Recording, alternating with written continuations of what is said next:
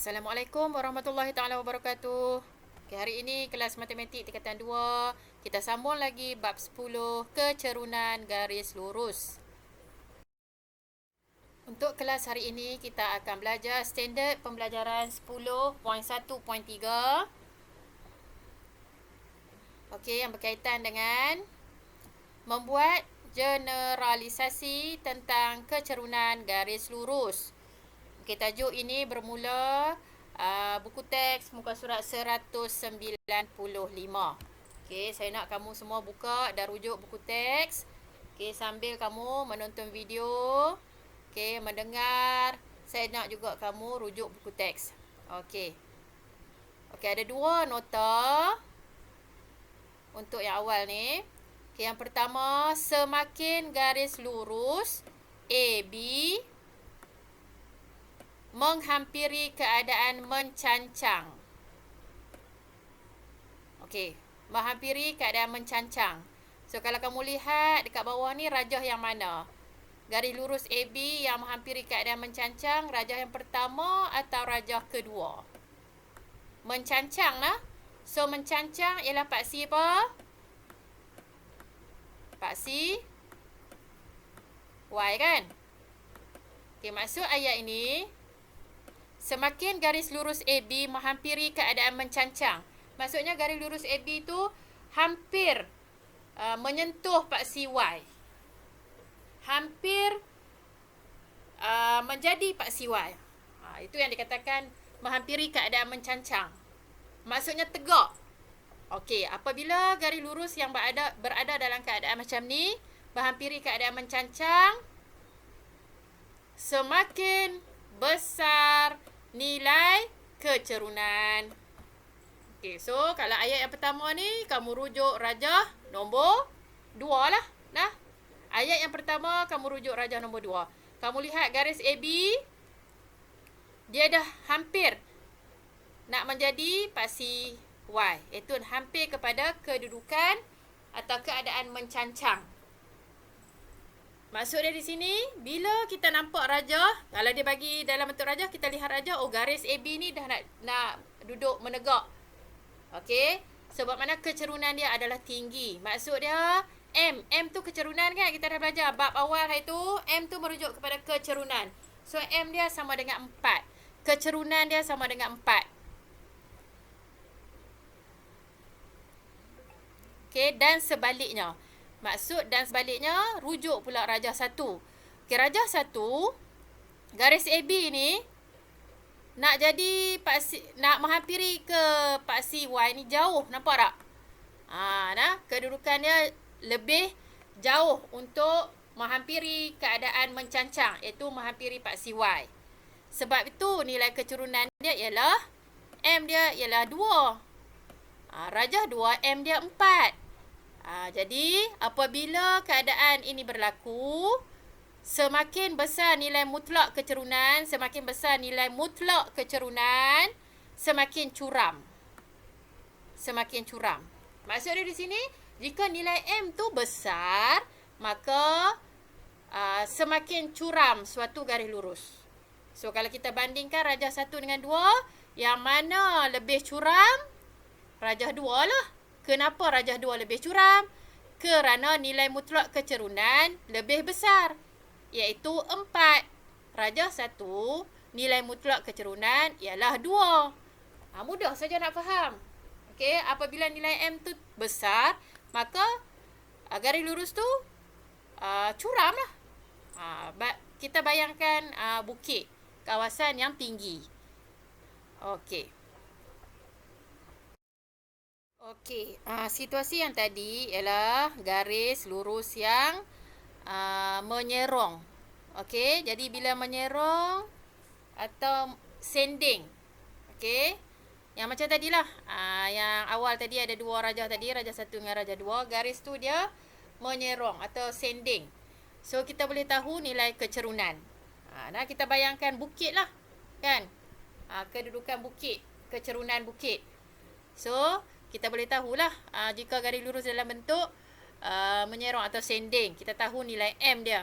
Okey, tapi jika ada situasi macam dalam rajah di bawah ni. Okey, ada dua rajah. Kita tengok dulu yang sebelah kiri.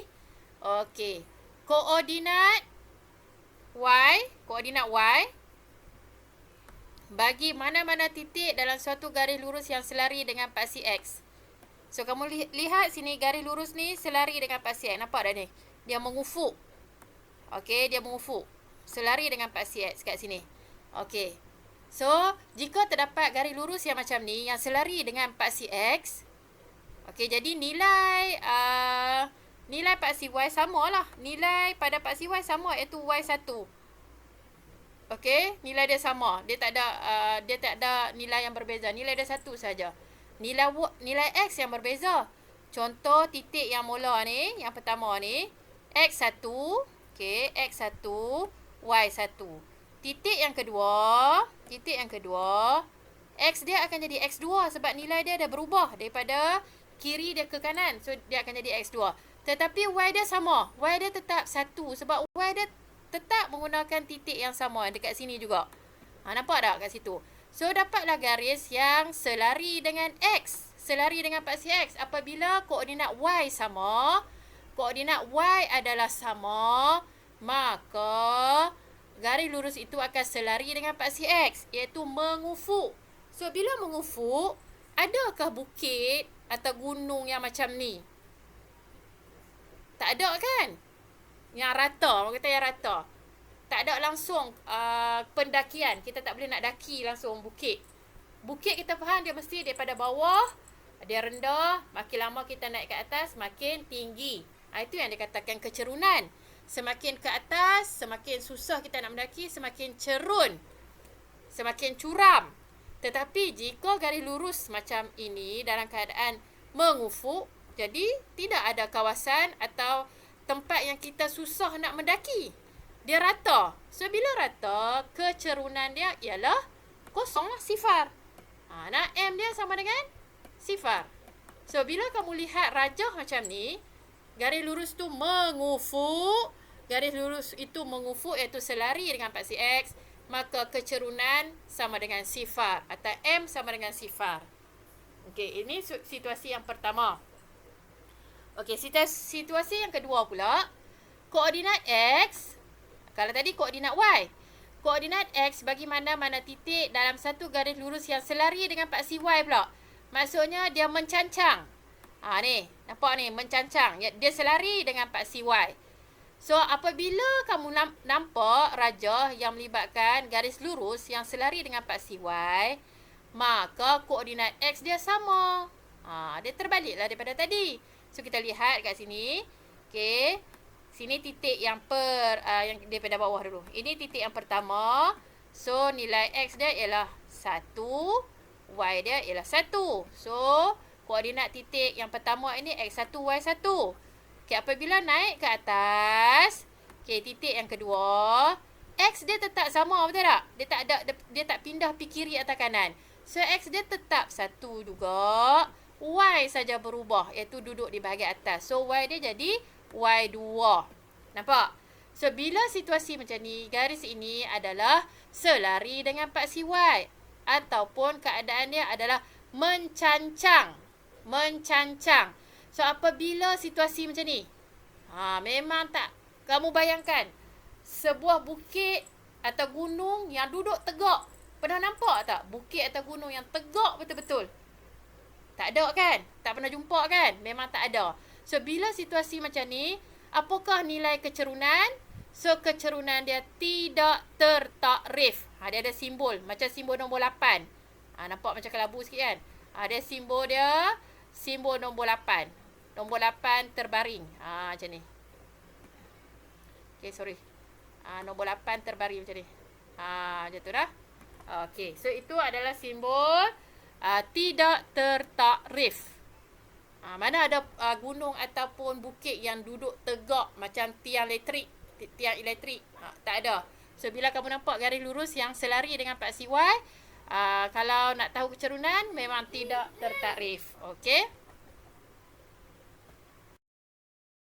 Okey, untuk memudahkan kamu ingat, okey, nota yang awal tadi, yang 4 rajah tadi. Okey, di sini ada satu gambar rajah. Okey, saya rasa gambar rajah ni akan bantu kamu untuk ingat berkaitan dengan kecerunan garis lurus. Okey. So, hubungan kecerunan dan garis lurus. Okey, jika kamu lihat garis itu menyerong, kedudukan yang macam ni, menyerong macam ni. Okey. So, nilai dia adalah positif. Okey, nilai dia adalah positif. Okey, menyerong maksudnya daripada kiri, maksudnya di bawah, semakin naik ke atas. Pergi naik ke atas. Okey. So, lawan kepada garis lurus ataupun situasi yang berlawanan untuk garis lurus yang nilai positif, okey, dia akan terbalik lah. Dia akan dari bawah tu sebelah kanan. Okey. So, daripada bawah sebelah kanan, naik ke atas. So, puncak berada di sebelah kiri. Bahagian atas. Dia bermula daripada kanan. Puncak berada di sebelah kiri. So, bila kamu nampak situasi rajah garis lurus yang situasi macam ini, nilainya adalah negatif. Okey.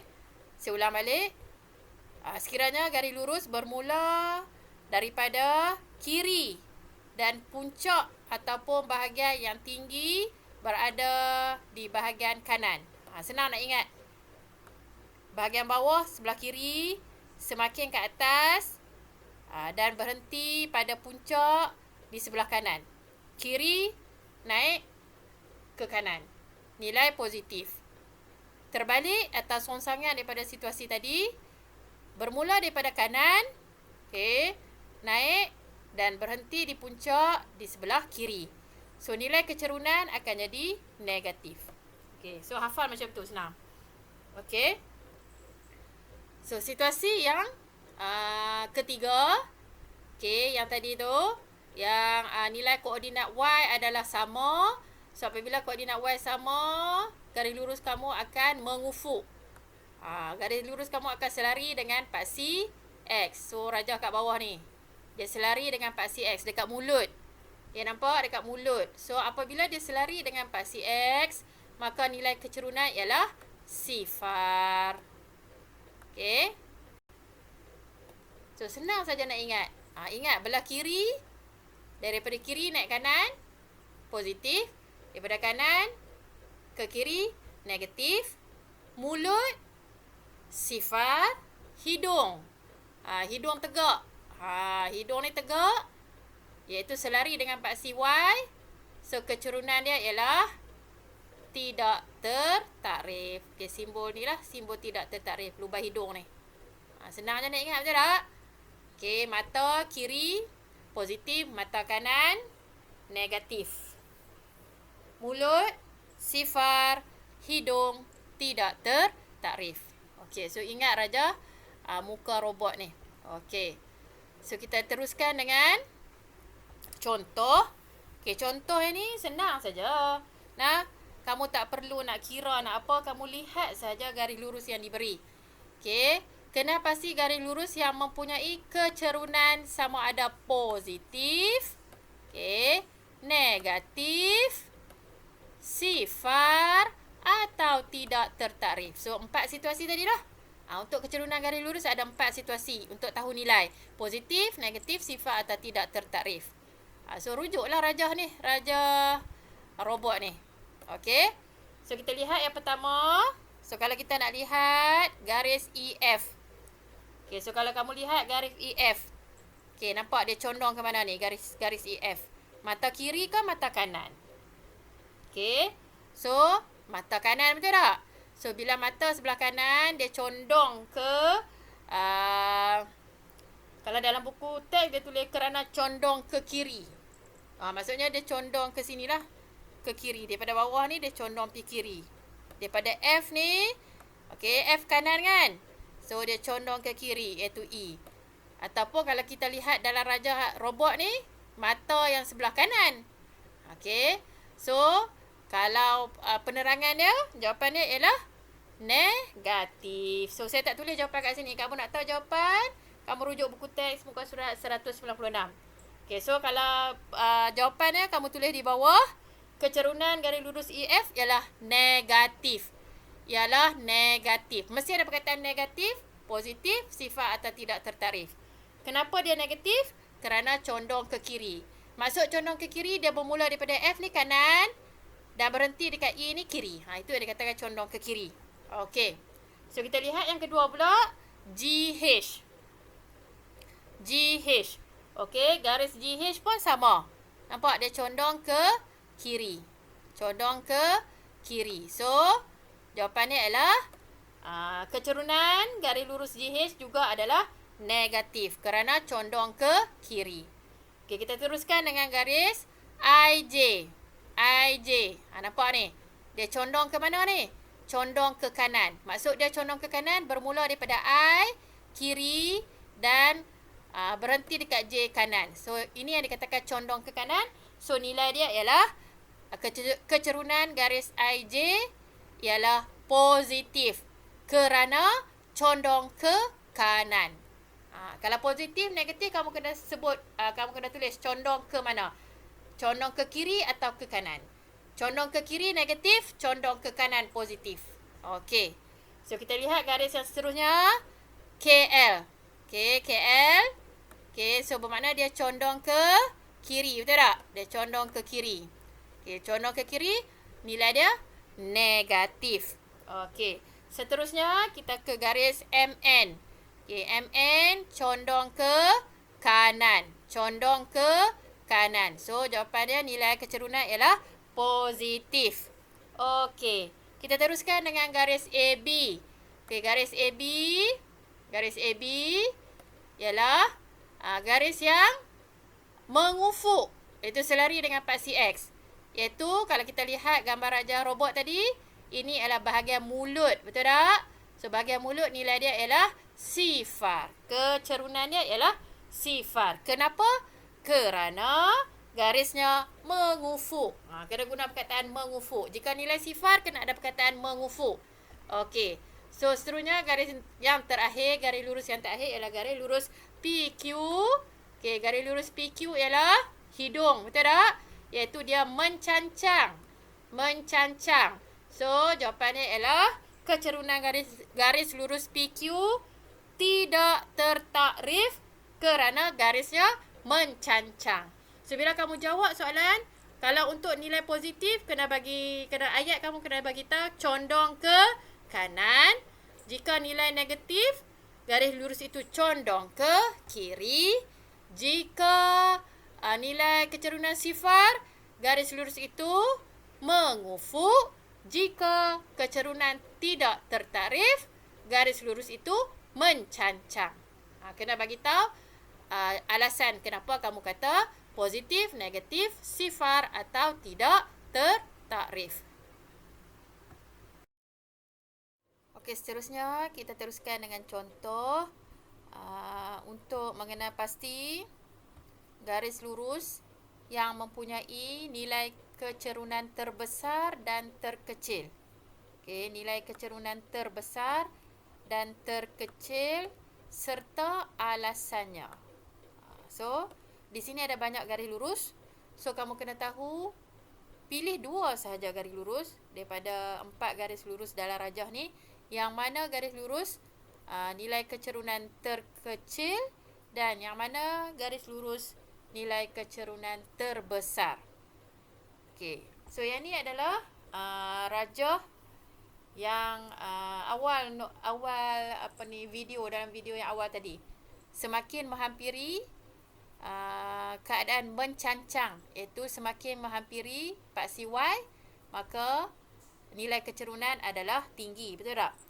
So, kalau kita nak lihat, nak kenal pasti garis lurus yang mempunyai kecerunan paling besar, kita lihat garis lurus yang hampir kepada paksi Y. Okey. So, kalau kita lihat kat sini, garis lurus yang menghampiri paksi Y, maksudnya yang hampir tegak, yang hampir mencancang ialah garis lurus yang mana? Garis lurus MN. Okay, yang ini. Kamu nampak? Dia dah nak jadi tegak dah. Dia dah nak menyamai kedudukan paksi Y. Okey, garis lurus MN. So, kamu kena nyatakanlah garis lurus MN. Okey, kena ada huruf. Huruf apa yang digunakan. Kenapa? Okey, kerana garis lurus MN mempunyai kecurunan paling besar kerana jawapannya MN. Lepas tu kena bagi tahu alasan kerana menghampiri keadaan mencancang. So, kena ada perkataan mencancang. Sebab yang paling besar mesti hampir keadaan mencancang. Okey. Dah selesai untuk kecerunan terbesar. Kita lihat pula garis mana yang mempunyai kecerunan terkecil. So, kecerunan terkecil adalah garis yang menghampiri keadaan mengufuk, iaitu hampir kepada paksi X. So, daripada 3 garis yang lain, iaitu garis IH, KL dan OJ, yang mana menghampiri keadaan mengufuk. So, daripada 3 garis itu ialah garis lurus OJ. Okey, OJ yang dekat sini. Okey. So, garis lurus OJ merupakan garis lurus yang mempunyai kecerunan paling kecil. Yang tadi paling besar kan? So, ini paling kecil. Kenapa? Kerana menghampiri keadaan mengufuk. So, kena ada perkataan. Jika garis lurus itu kecerunan paling besar, kena ada perkataan menghampiri keadaan mencancang. Jika garis lurus itu mempunyai kecerunan nilai terkecil, kena ada perkataan menghampiri keadaan mengufuk. So, bila jawab matematik, soalan yang kena bagi tahu alasan, sebab, justifikasi. So, kamu kena guna istilah-istilah yang tepat. Istilah-istilah yang merujuk kepada situasi yang diberi. Kamu guna istilah tu, memang kamu akan dapat markah penuh. Okey, kita dah sampai ke penghujung kelas. Okey, untuk hari ini saya nak kamu cuba buat latihan buku teks muka surat 201. Okey, jom cuba 10.1. Kamu buat soalan nombor 6 dan 7. Okey, 2 soalan. Okey. So, jika tak faham, rujuk balik video dan soalan hari ini.